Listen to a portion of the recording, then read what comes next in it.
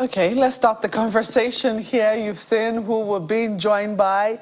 Professor Tonnie Iredia is a former Director General of the Nigeria Television Authority, a seasoned broadcaster himself. He's a Director of Public Affairs of the electoral body that contested the June 12, 1993 election. And he was also seconded to Liberia in 1997 as part of the ECOWAS team that conducted the Charles Taylor election.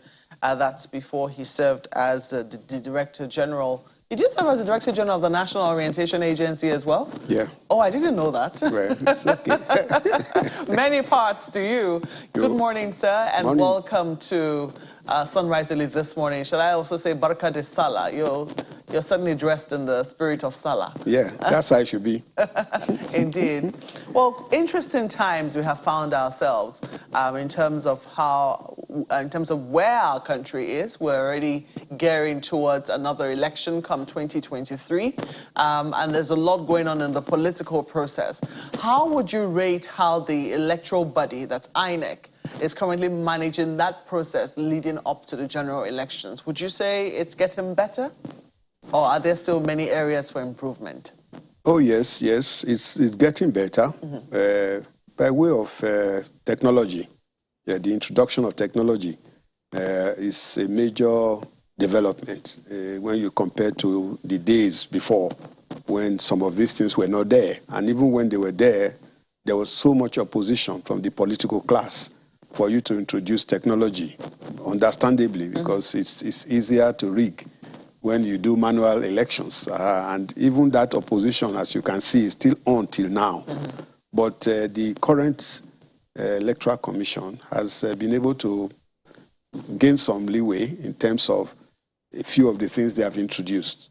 But I think it's a great thing that you called me to talk about the management, because many people don't talk about the management of elections. We just think of only the election operations. Those operations have to be managed. There are two issues for me that I think have made elections quite hard for us in Nigeria. The first one is that we all have a very narrow definition for elections. We think election is just voting. That is not correct. Election is not just one event. It's a process of segmented events, of which voting is one of them. Before voting, there are many things to be done. Registration of voters, delimitation of constituencies, and so on and so forth. After voting, there's still also the counting of votes, the announcement of winners, and the installation of winners. So it's a full process, and this process has got to be sequentially managed. When it is not so, we run into a lot of problems. When we spend all our energies on what happens on voting day, then we've got it wrong. Well, maybe understandably so, because voting in all of the process is the climax. It's where the people see themselves participating largely. I mean, apart from the, I'm looking for the word now to describe just what our voter registration process has been like, because people think it could be a lot easier. Herculean, maybe, might be one of the words to describe just how difficult it has been for a number of people to actually get registered. But when they do, it will seem that the reward is what they exercise on the day that they vote, and eventually wait to see who eventually was able to take the ticket, whoever it was that they were voting for. But that's usually where the focus lies for a number of people. There are those who even expand the entire, democratic process to also include after voting and how you hold leaders accountable. But what has given you concern in terms of this registration and delineation, all these other aspects which you say that we are ignoring? Well, first of all, I'm not quite sure I agree about this definition of climax that you have just given. Because if you just take some case study, 1993, which you introduced me of, if the climax is voting and the person that won was not sworn in, what is climax? See, if something goes wrong with the system, it affects the entire system. So we have to understand. So for you, where would you say the climax lies? Is it when the winner is announced? I would think so, because if a winner cannot take office, then the whole system is completely destroyed. We conducted an election that the international community regarded as the best ever in Nigeria, yet it was fruitless. So we have to well, we need to place emphasis in the different segments. That's the point, really, and the coordination and linkages between these segments. That's important. To come back to your question, the issue of preparing for elections, I think that, yes, I'm a bit worried that for once, a large crowd is surging out to say they want to register. Now, there is an implication for that, which we must take cognizance of.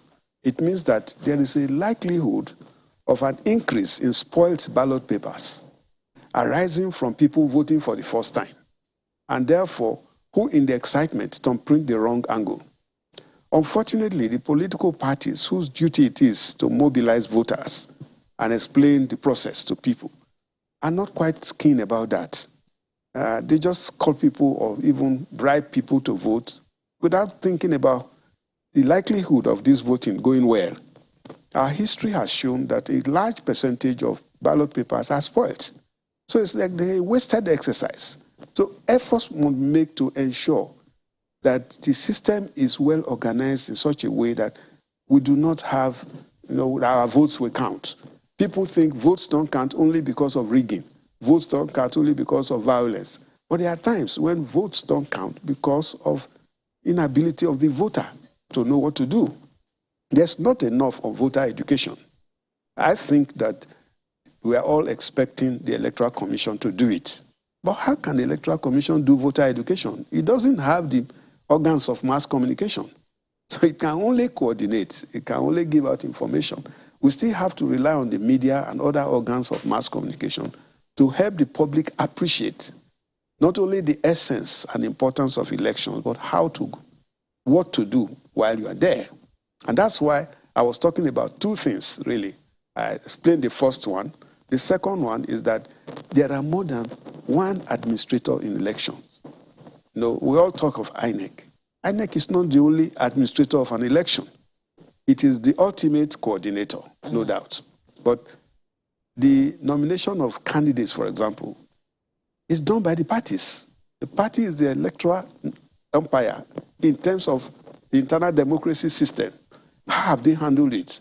You can see what is happening. The politicians like experimenting with everything. We're experimenting up to the point that we have created a placeholder, in the system. Why do such things happen? Why will we be experimenting endlessly experimenting?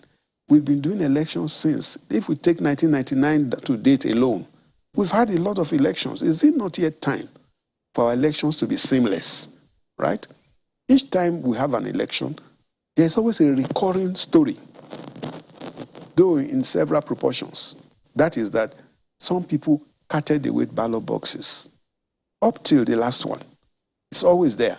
So why do we keep hearing 30,000 policemen sent to a state? So many national defense security agencies sent to the place.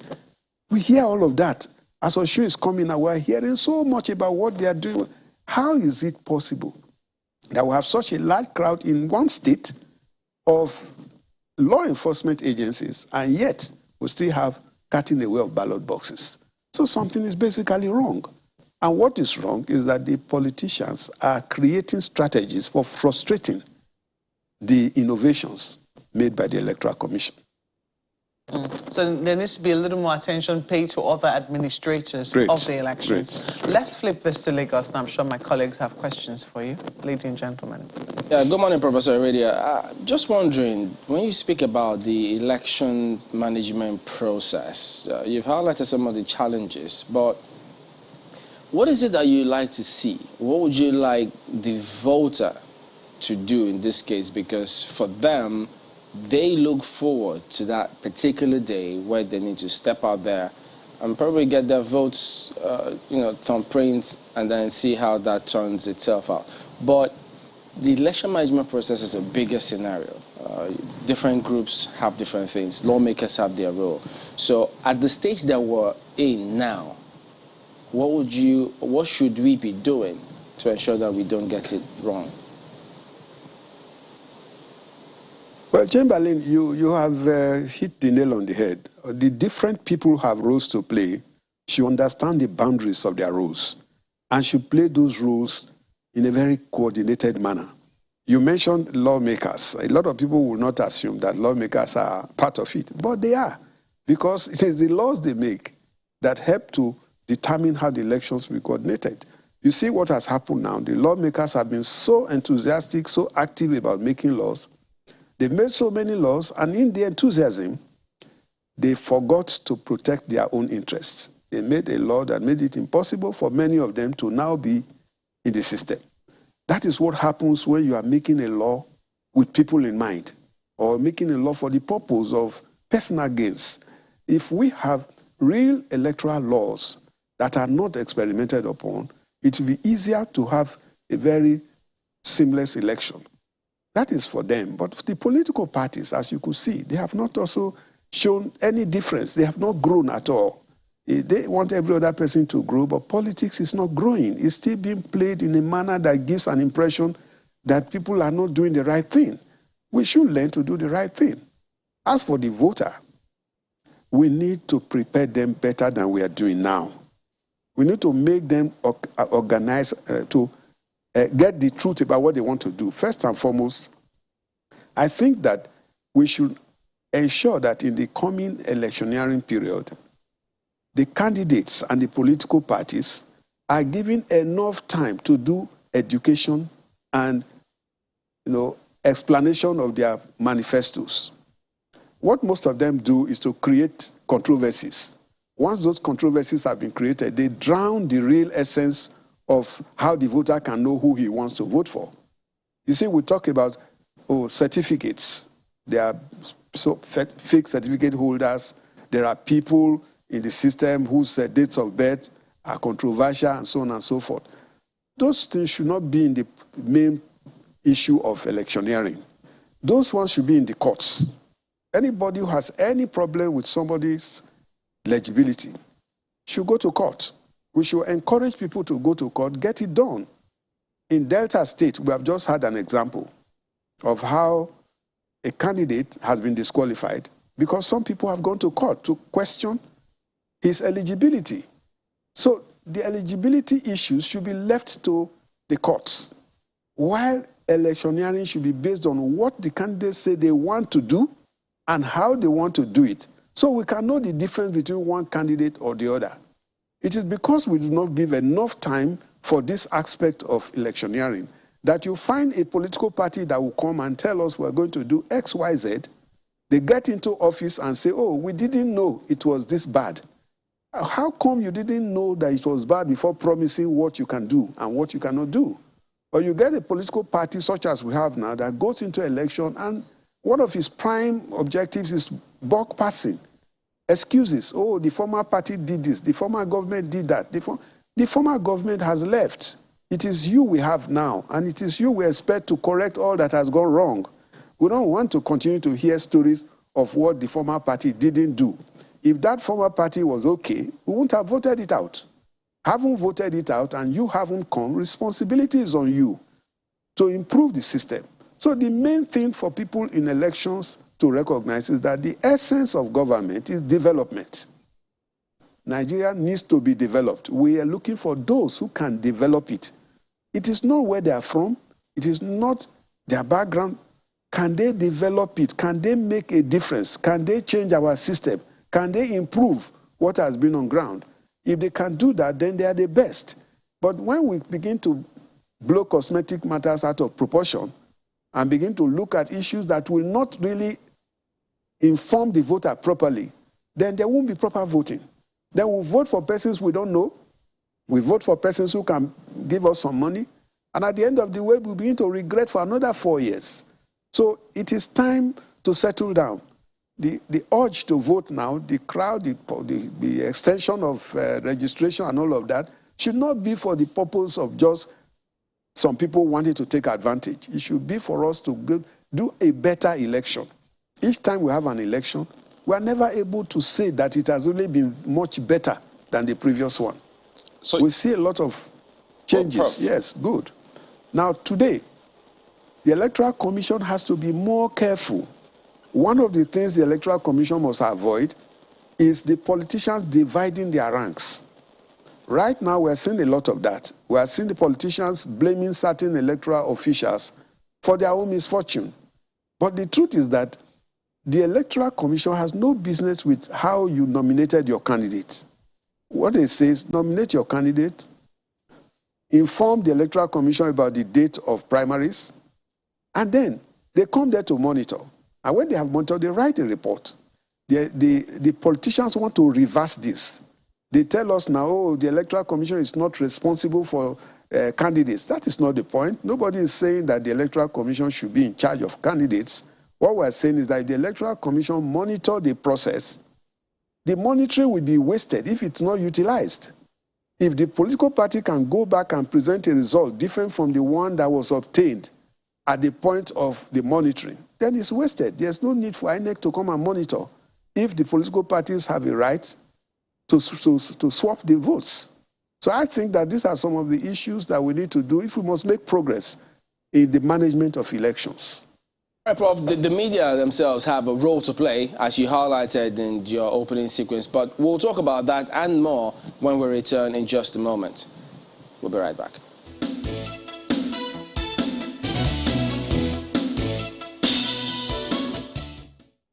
Yeah, welcome back. We're continuing the conversation with Professor Tonnie Iredia, former DG of Nigerian Television Authority.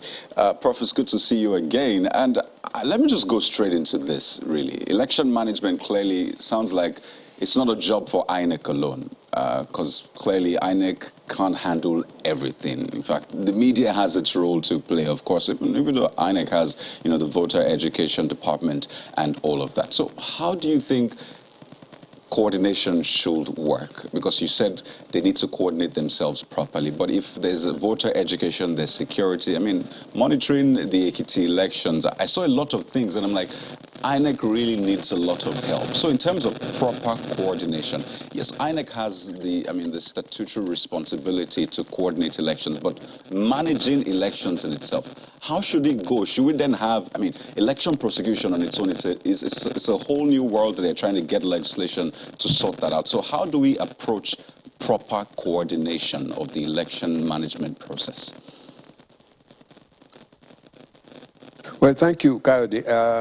The point has been made that there are many election administrators, and that is something that is rather new to people. Everybody calls INEC. You've just made the point that in terms of publicity, in terms of allowing the election to simmer down the public lines, INEC cannot do it because INEC is not an organ of mass communication. I think that INEC has taken the aspect of it, which is setting up a small unit on voter education. But INEC itself must not make the mistake of thinking that they are in charge of voter education. What they are in charge of is providing the information that other people who are giving a helping hand can use to make election more popular, more known, and more understood by people. In that wise, we need the media, other organs of mass communication like the National Orientation Agency. We need traditional rulers who are opinion molders in what in communication we call the two-step flow. That is, the people who get an information and pass it on to others. All of these people are important in voter education management system, and they must be allowed to play their roles. If they are not there, it becomes very difficult for voter education to take its place. Now, focusing on the media, which you have emphasized, I was just mentioning that the media does three main things that everybody knows: information, education, and entertainment. In this country, we have a lot of information being done by the media. And of recent, we have so much of entertainment being done by the media. What is missing is that middle function, education. And a lot of people tend to think that information and education are the same. They are not. Information, you give it out. Education, you ensure that what is given out is understood. Quite often, you use the process that is known as feedback. But the media cannot do that really because you are not even visible to anybody or you are not accessible to anybody. So we must take time to ensure that information that is given out is not just given out by way of transmission. It must be given out in a transactional matter in which the people that are being informed know precisely the essence of the information being given. So the media, whenever they are giving out any information, should ask themselves certain questions. This information is for what? Is for who? Is it easy to understand? If not, what can be done? So we have this principle of force multiplication, by which the media repeat certain things severally until such things stick. If that is not done, education has not been done. If you just come out and rattle out some information as news and you go away, not many people would have followed. In fact, there are people who will still be thinking of the first item of the news when the newscaster is already on the 5th item. So the next 4 will not even be heard, let alone understood. So that aspect of education must be prioritized. We need to do a lot of voter education about what voting is all about, the essence of it, and if we can do a lot of it, we will reduce this idea of, voting for commercial purposes, where you buy somebody's, voter's card or buy somebody's choice. If that person knows the implication of what he has done, many people will stop doing it. This idea of, oh, I see, this is the only time I can get something from the politician, whatever they give me, I will take it. He will begin to realize as time goes on with proper education that you are shortchanging yourself. Because when you vote for somebody who has no idea of what he can do to better your life, you are now guilty of your own self-involvement in what is hurting you. So we need to focus on all of this and let people know Prof. why they must vote and who they are voting for, what that person is doing and what he has done before and what he now says he's going to do and how he says he is going to do it. Much as we'd have loved to, continue in our pursuit of the subject on electoral management, we must manage our time now. Good morning, Prof. Let's now switch to another big subject, which also concerns the media. And we watched, the public hearing by the House of Representatives, during which the DG of the NB and your esteemed self happened to disagree a bit on the roles of the NBC and the Society of Nigerian Broadcasters bill, and you were trying to provide an explanation that we are now in a modern age and things should change. Perhaps you should, provide clarity on the roles of both organizations, to the extent that we understand that the SNB, when it gets legal backing, is not going to be replicating the role of the Nigerian National Broadcasting Commission. Yeah, thank you very much. Honestly, I was shocked when I went to that event and it turned out to be that we disagreed, because I had expected that all of us are on the same page on this, because regulating professionals is different from regulating the system. And I think NBC should not think that regulating professionals derogate from the functions assigned to them. Their role is to get application for licenses, process those applications, and ensure that the right persons get the licenses, and then to bring out the processes of what should be done. And where there are breaches, the NBC will continue to have its right to sanction such breaches. But the point we're making is that the professional in the system needs to be improved upon. There's need for manpower, development. And you need a professional body, because as I stated at that public hearing, the best form of regulation is self-regulation. We tend to believe in this country that the media cannot regulate itself. It's only the rest of us that can regulate ourselves. The media cannot. I don't know where that came from. And I'm saying, let's look at how it is done elsewhere. We are talking global practices, best practices, or global realities. What is happening? Is this the way we are going to continue like we did in the colonial era, when the colonial masters came up with so many rules and regulations which were meant to stop the media from exposing what government is doing to the people? We can't continue like that. We have passed that stage. In fact, in Nigeria, we have had the very unusual opportunity of the Constitution giving the assignment to the media. That is what Section 22 of our Constitution says, that the media shall hold government accountable to the people. Now, with all the rules we are making, sometimes you hear, especially in places like Imo and all of that, somebody makes a statement that the governor doesn't like, He is arrested, and the accusation is that he's causing breach of peace. He's trying to be, in fact, he's accused of sedition because he has said something that is the opposite of what the government of the day wants. We can't make progress like that. It is only when people criticize government and government sees the rationality in that criticism that it can change. So for me, I think that the NBC can even be a stronger body than it is now without disturbing the self-regulation claim of the media. I think the NBC should be given powers not only to compile applications for licenses, but to actually grant those licenses.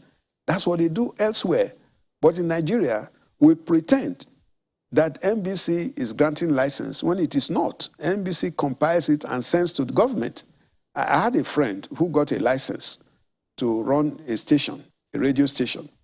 And he got it without NBC knowing that he was going to get it. So he put the license in his pocket, walked up to NBC and said, I have a license.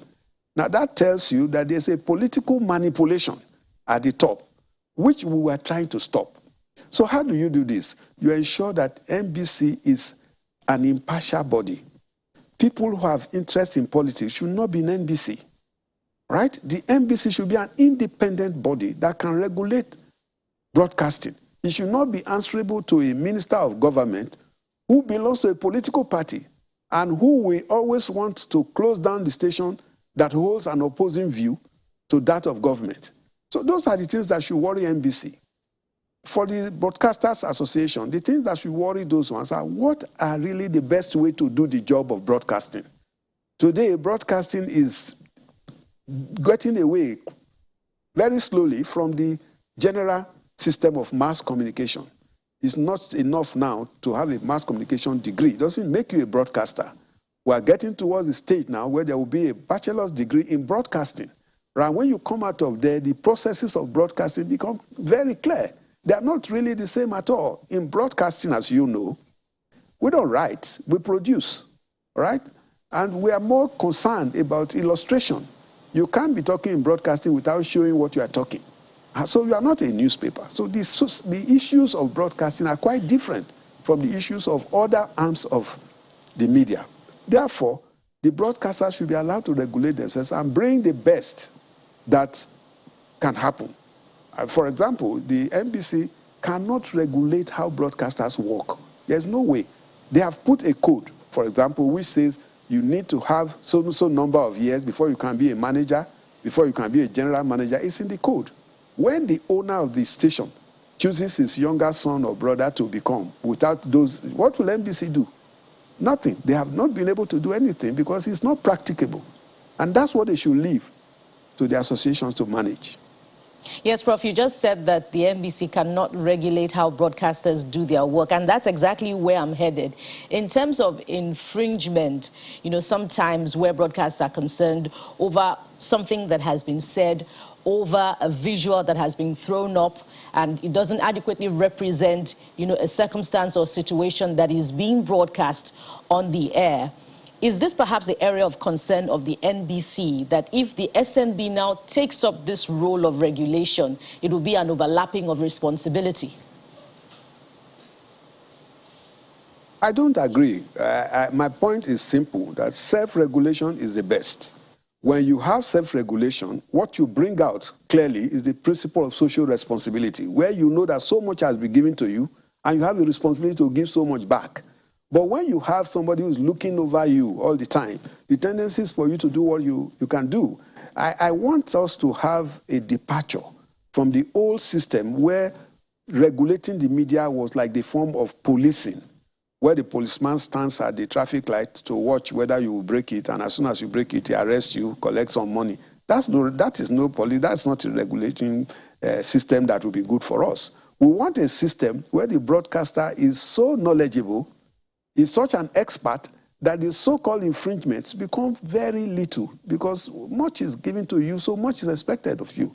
I don't think that anybody can force it in the way that you want to use force to do it. That is why sometimes you find that that's the difference between the military and the civil populace. The military will come when they want to teach you something, they teach you in a very fierce manner. Oh, everybody must sweep his house on Saturday. That's environmental sanitation. Right. Whereas you can teach people how to sweep their houses without holding the whip, without holding a gun. And that's what we're talking about. Let the broadcasters learn the intricacies of broadcasting. Get used to it. Know what is the do's and the don'ts. In that, we call it media ethics. Those things are there. We don't need an outside body to show us. And that's the point. Besides, you see, when NBC regulates the media, we must never forget about this aspect of where do they get the instructions that they themselves use. Can the NBC tell me that all the things they do are done by themselves only? Of course, that is not true. There are instructions coming from government. And I'm saying in other countries, the NBC is not answerable, or the broadcast regulator is not answerable to government. For as long as it is answerable to government in Nigeria, it cannot regulate the media properly. So, Prof, now, pardon me, Marco, just one more thing, Prof. From the look of things now, there are still stages that this has got to go through before it becomes law. You've talked about how surprised you were that NBC was on a different page, but after that hearing, I mean, it's clear that there has to be that understanding amongst the players so that no one feels threatened about anything. What do you think should be done now such that everyone, at least different groups, different institutions, see themselves playing their own role to the improvement and betterment of the profession and, by extension, the country getting this bill signed? I think that we can delineate what each person is expected to do. There are many things in broadcasting that the NBC should do and should be allowed to do. There's no problem with that as a regulating body. It's in every other country. It's not here. But it's like you saying that the Nigerian Medical Association should not regulate itself, or the Nigerian Bar Association should not regulate itself. You need a third party to be established that will be regulating them. I mean, that third party does not even know what the profession is about. And I think that is the issue at stake, really, that we must draw attention and draw a difference between the regulation of the system, as I said at the beginning, and the regulation of the performance of individuals in the profession. It's a professional body, and a professional body should be able to regulate itself. They are the ones, they are experts, they are the ones who can tell their members that this is what you must do and this is what you must not do. But if you want to do an external regulatory system by which, force is brought in, you will not achieve the result that we require. If you look at the NBC code, for example, it is filled up with breaches and sanctions, right? So, and it gives a negative impression of regulation. Regulation does not have to be negative. A simple example, in today's world, what is happening is digitization. That is what is happening. And what is digitization? It's about having several channels, presenting several programs. Now, these several programs, where are they coming from? Content, who is going to produce them? Right? That is what should be uppermost now in broadcasting, not the do's and the don'ts. We don't have enough programs now. If you tune to any Nigerian station well after 10, 11 in the evening, they're either repeating what they showed before, or they are playing some musicals because they don't have enough content. And yet, that is what's required. That's what we should be emphasizing now. Content production. That is what should be emphasizing now. But NBC cannot, because it is not interested in those areas. It's more interested in, let's find out who didn't do what and who did what. Another that system, you find that it's just a master-servant relationship, which does not project professionalism. And we're talking about the need to have professionals. Today, you complain about the media because the practitioners in the media have not been given an opportunity to be experts. And we're saying the way to make them experts is to create professionalism within the system. A third body that is itself not an expert cannot bring that expertise to the media. Do you think that despite the disagreement, the bill might still be able to sail through in the National Assembly? Well, I don't think it's disagreement that will stop the bill from sailing through, because this disagreement can be sorted out. We can tell ourselves, we can sit down and say, NBC, this is what we think you should be doing. NBC will say, this is what we think you should be doing. NBC can say, these are our fears. All right? And if you can assure us of this is what we're going to be doing. So that's not going to be the problem. My own problem with the bill is that those who are trying to bring it up have to be more up to date about systems. We must look at what is happening elsewhere, right? What is the latest in this business? How should it be? It's not about people sitting down and claiming territorial jurisdictions. So we are the one here, therefore you cannot go there. No, we can work together. Yeah, because this is, I mean, public hearing is like one of the last stages of the bill before it eventually goes back to the National Assembly for a vote to be carried out on it. So considering how the public hearing went, do you think it will have any effect on your understanding and maybe the general votes that will happen in the... No, I think that the body, the committee that is handling it, has listened to everybody. They have a responsibility to determine which of those things that have been said that are persuasive. And so they can put down those things they think have made a point, and they can still gather more and see if NBC has objections, what are the objections, which of them make sense, which of them do not. And during that process of give and take, we should be able to draw a distinction. And I think it's because we've never had this distinction before. That is why there's a controversy. Otherwise, nobody, like I just mentioned, nobody will be arguing about whether we should regulate lawyers or regulate doctors, because they've always regulated themselves. And now we are saying, let the media grow to a level in which it can regulate itself. And then you see everybody say, oh, can we trust them? You've got to trust them, because if you cannot trust them, why do you go to them? When you have an assignment in this country, who do you go to? Is it not the media? Therefore, you must let the media grow and get to the level where it can do its job without anybody holding a whip at the back of the professional. And I think that is the point that people must begin to accept that we need to do. We'll see how matters pan out in the following days, but we have to thank you very much for coming in this morning. Professor Tonnie Iredia is the former Director General of the Nigeria Television Authority, and he's also a Director of Public Affairs at the electoral body that contested the June 12, 1993 elections, and also was seconded to Liberia in 1997 as part of the ECOWAS team that conducted the Charles Taylor election, and has also served as the Director General of the National Orientation Agency. Once more, thank you for coming on, Prof. Thank you.